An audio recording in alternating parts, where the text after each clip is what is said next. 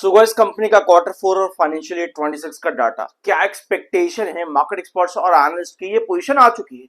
Although मैं आपको पहले बता दूं, जो आप ये स्क्रीन पे देख रहे हो ना, इस वाले डाटा को बिल्कुल भी मत देखना, क्योंकि ये डाटा ऐसा नहीं है जिस तरह से यहाँ पर शो किया जा रहा है। ठीक है, क्योंकि कंपनी का एक्सपेक्टेड रेवेन्यू और पैट ऑलरेडी इसे एक्सीड कर चुका है। अब यहाँ पर आओ, क्या क्या कंपनी से एक्सपेक्टेशन है Q4 में, मार्केट एक्सपर्ट्स का क्या कहना है। विंड कैपेसिटी ऑलरेडी कंपनी बता चुकी है कि 30 से 35% ईयर ऑन ईयर बेसिस पर कंपनी की ऑर्डर ग्रोथ जो है वो बढ़ी है। 35% कंपनी की कैपेसिटी भी बढ़ी है एंड ऑर्डर ग्रोथ भी बढ़ी है, जो कि बहुत अच्छी बात है कंपनी के लिए। बिल्कुल। अब इस ऑर्डर ग्रोथ के साथ में कल के दिन हम लोगों ने क्या डिस्कस किया था, अभी तो हम आज के दिन ये डिस्कस कर रहे हैं।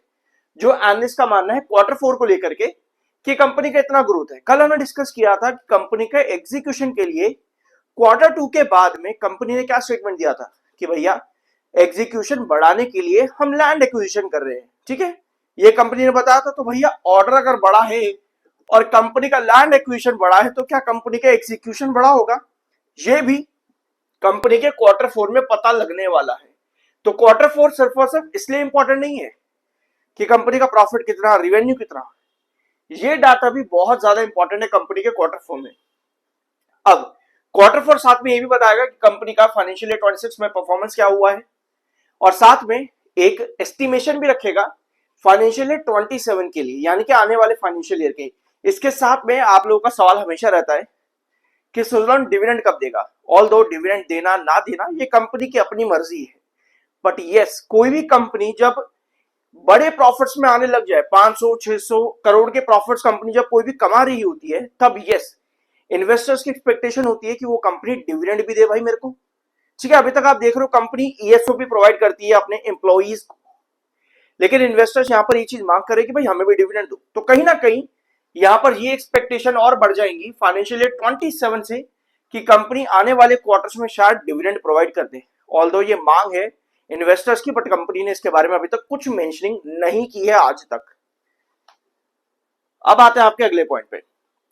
ये थोड़ा सा एक आयरनी है कि सुजलॉन एनर्जी लिमिटेड में बड़े लंबे समय के बाद कुछ तेजी देखने को मिली कल के दिन के अंदर, और 5% जो कंपनी का प्राइस बैंड है, 5% अपर प्राइस बैंड है और लोअर प्राइस बैंड कंपनी का है। कंपनी ने उस सर्किट को तोड़ा था कल के दिन और उसके ऊपर जाकर के तेजी दी। कंपनी से सवाल मांग लिया गया कि भैया आपके स्टॉक में प्राइस मूवमेंट क्यों इतना ज्यादा देखने को मिला, उसे वेरीफाई करो। सेबी ने जवाब मांग लिया कंपनी से। तो ये कहीं ना कहीं एक आयरनी है कि भैया इतने टाइम से तो गिर रहा था, तब तो पूछा नहीं, एक छोटी सी तेजी आने पर पूछ लिया कि भैया क्यों तेजी है। ऑल्दो ये मैं आपके साथ मजाक में बात कर रहा हूं, लेकिन ये पूछा इसलिए जाता है जब आपका प्राइस बैंड को तोड़ करके, यानी कि सर्किट लिमिट को तोड़ करके स्टॉक क्लोज होता है और एक अनप्रेसिडेंटेड तेजी आपकी जब चलती है ना, तब कंपनी से पूछा जाता है कि आपके प्राइस में ये मूवमेंट क्या आया। अगर कोई डिस्क्लोज्ड डेवलपमेंट है आपकी कंपनी में तो उसके बारे में बताया जाए। ठीक है, ये चीज क्लियर है कि क्यों पूछा जाता है कंपनी से। मार्च 2026 के महीने का म्यूचुअल फंड्स का डाटा भी आ गया सुजलॉन एनर्जी लिमिटेड के अंदर। यूटीआई मिड कैप इन्होंने 18.67% की होल्डिंग ऐड करी है, और क्वांटिटीज देखो यार कितनी है, 70 लाख शेयर इन्होंने ऐड किए हैं मार्च के महीने में, 18% क्वांटिटी ऐड करी है। यूटीआई क्वांट इन्होंने नई एंट्री करी है 52,48,804 शेयर के साथ में। UTI small cap, UTI large, UTI arbitrage, भैया यूटीआई आपको यहां पर दिख रहा है। टोटल 7, 2, 2, 4, 6, 7, टोटल 7 एंटिटीज आपकी सिर्फ और सिर्फ यूटीआई म्यूचुअल फंड से रिलेटेड है। और इन्होंने कितनी सारी क्वांटिटी भाई, टोटल अगर हम इसको करेंगे 70 लाख, 52 लाख, 39 लाख, 34 लाख, 20 लाख 21,000, 13 लाख 4,000, तो इनको ऐड कर लो और यहाँ पे नीचे 8,717, कितनी सारी क्वांटिटीज ऐड करी अकेले यूटीआई म्यूचुअल फंड्स के अलग अलग एंटिटीज ने। तो काफी अच्छी खासी खरीदारी यूटीआई की तरफ से हुई है। इसके अलावा कुछ और एंट्रीज आपको यहाँ पे मिल जाएगी। अभी ये आधा चार्ट आया है म्यूचुअल फंड का मार्च के महीने में, बाकी अभी आना बाकी है। जब आएगा नेक्स्ट मैं आपके साथ डिस्कस को कर लूंगा।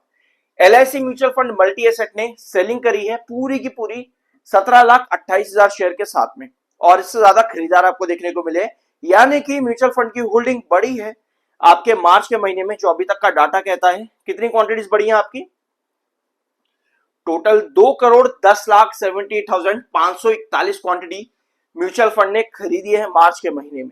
ठीक है, तो ये मार्च का डाटा हो गया आपका। टेक्निकल पॉइंट ऑफ व्यू पे स्टॉक न्यूट्रल है, 54.6 का एमएफआई है, 58 का आपका आरएसआई है। अब आते हैं सुजलॉन एनर्जी लिमिटेड के चार्ट पे। सब्सक्राइब कर दिया करो यार, पैसे नहीं लगते इस चीज के, वीडियो बनाने में मेहनत लगती है, ठीक है, तो कर देना जरूर।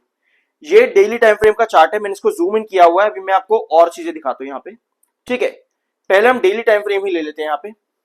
तो डेली टाइम फ्रेम पर आज की कुछ इस तरह की पोजीशन आप लोगों को नजर आ रही है, जो कि बहुत बढ़िया है। ध्यान रखो इस चीज को, कल के दिन की जो कैंडल थी ना, उसने गैप अप ओपनिंग दी अपने 42 के रिजेक्शन से।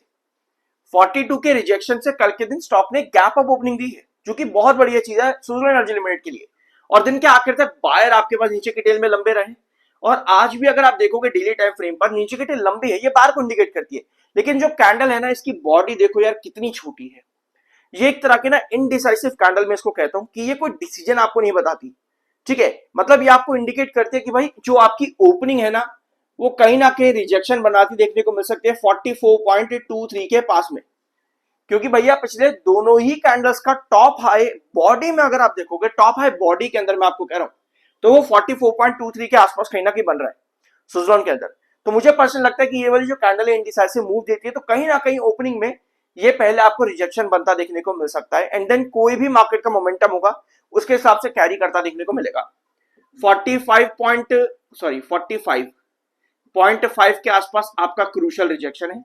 अच्छी चीजें क्या है यहाँ पर, डेली टाइम फ्रेम पर 7 EMA आपका 21 EMA को क्रॉस करके बैठा हुआ है, और 100 EMA भी आपका नीचे की तरफ ट्रेड कर रहा है। यानी तीनों ही क्रूशियल ट्रेंड्स के ऊपर स्टॉक काम कर रहा है, जो कि एक पॉजिटिव मोमेंटम इंडिकेट करता है सुजलॉन में डेली टाइम फ्रेम पे। अगर आप 1 आवर टाइम फ्रेम पर देखोगे, तो 1 आवर टाइम फ्रेम पर भी यही सिचुएशन आपको दिखेगी। 7 EMA 21 EMA के ऊपर है, और 200 EMA के ऊपर स्टॉक काम कर रहा है। अब यहां आप देखोगे तो आपको नजर आएगा कि भैया आज पूरा सेशन ना स्टॉक एक रेंज के अंदर कंसोलिडेट करता देखने को मिला।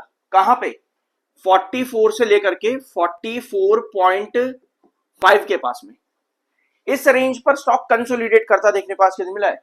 लास्ट कैंडल जो आपकी है ना, वो थोड़ा सा डिप करके नीचे की तरफ क्लोज हुई है, मतलब थोड़ा सा डिप करके। अगर आप इन 3 कैंडल्स के कंपैरिजन पे यहां पर देखोगे, इसी वजह से मैंने आपको कहा कि जो डेली टाइम फ्रेम पर आपकी कैंडल है ना, ये वाली, ये कहीं ना कहीं थोड़ा सा जो आपकी पिछले 2 कैंडल्स का टॉप हाई है बॉडी का, वहां पर रिजेक्शन फेस करता देखने को मिल सकते हैं ओपनिंग सेशन में। उसके बाद पूरे मार्केट का ट्रेंड क्या रहेगा, उसको फॉलो अप करता देखने को मिलेगा सुजलॉन एनर्जी लिमिटेड कल के दिन। ये पॉसिबिलिटी बहुत ज्यादा नजर आती है सुजलॉन में कल के दिन के लिए। अब जब बात आती है लॉन्ग टर्म की ना, तो लॉन्ग टर्म में आपको कंपनी के फाइनेंशियल फंडामेंटल उनके ऊपर डील करना चाहिए। तो अगर आपको उसके रिलेटेड कंपनी के बारे में जानना है, तो मेरे चैनल पर बहुत से वीडियोस अवेलेबल हैं, जरूर जाकर के चेकआउट करना। होप यहां पर आपको कुछ नया जानने को मिला होगा। सब्सक्राइब जरूर करना। मिलता अगले वीडियो में।